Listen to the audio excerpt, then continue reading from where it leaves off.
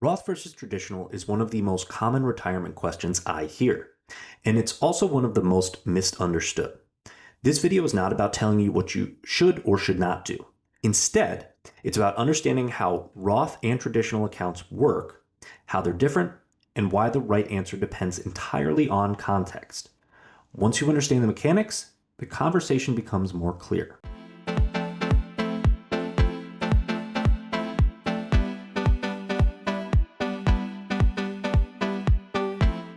The first thing to understand is that Roth and traditional are not investments. They're tax treatments.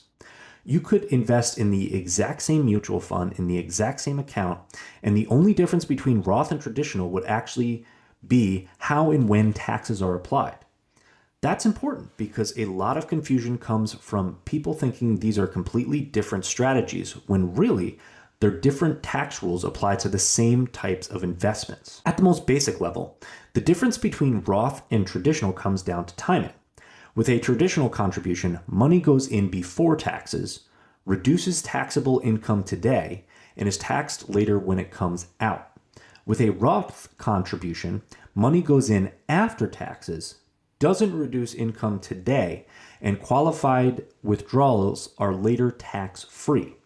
Neither option avoids taxes completely.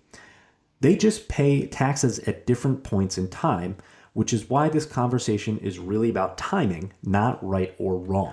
Roth versus traditional conversations tend to come up a lot in people's 20s and 30s, and there's a reason for that. Early in career, income often changes more quickly. Tax brackets may change, family situations change, and retirement is still decades away. Because of that long time horizon, the tax treatment of contributions can feel abstract, which is why people often default into whatever option is presented first without fully understanding it. Another reason this topic gets confusing is that income plays a big role. Two people the same age can be in very different tax situations. One might be in a lower tax bracket earlier in their career, while another may be earning at a higher level. This is why blanket statements about Roth always being better or traditional always being better tend to fall apart. The account doesn't exist in a vacuum. It exists in a tax system that's different for every household. It's also important to understand that Roth versus traditional isn't just about today. Future income sources matter as well. Pensions, Social Security, required minimum distributions, and even part-time work and retirement all affect how withdrawals are taxed later.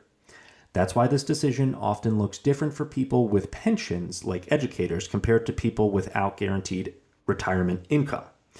Again, the account itself isn't the deciding factor. The surrounding income picture is. You'll sometimes hear the term tax diversification in these conversations.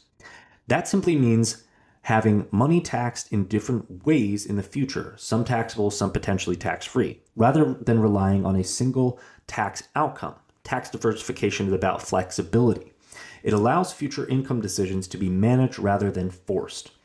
This concept comes up in planning conversations because it focuses on options instead of predictions. One of the most common misunderstandings is thinking that this is a one-time decision. In reality, Roth and traditional choices often evolve as income, family situations, and goals change. Another misunderstanding is assuming today's tax situation will look exactly the same decades from now. The purpose of understanding these accounts isn't to predict the future perfectly, it's to make informed decisions with the information available today. This is why Roth versus traditional is really just an account question. It's usually a planning question. It interacts with employer plans, household income, other savings, and long-term goals. Understanding the differences gives you clarity, but applying them correctly gives context. This is why many people feel stuck. Not because they lack information, but because they're trying to make the decision in isolation. Once you understand how Roth and traditional accounts work, the next step for most people is simply clarity.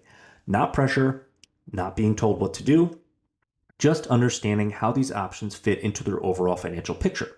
This is exactly what a clarity call is designed for, connecting the dots. If you'd like help understanding how your 403b fits into your broader financial plan, you can schedule a complimentary clarity call using the link in our bio. And if you want more videos like this to help educate you on a financial topic, give our channel a follow. The goal is education first, planning second, and decisions last. Thanks for watching, and I'll see you in the next video.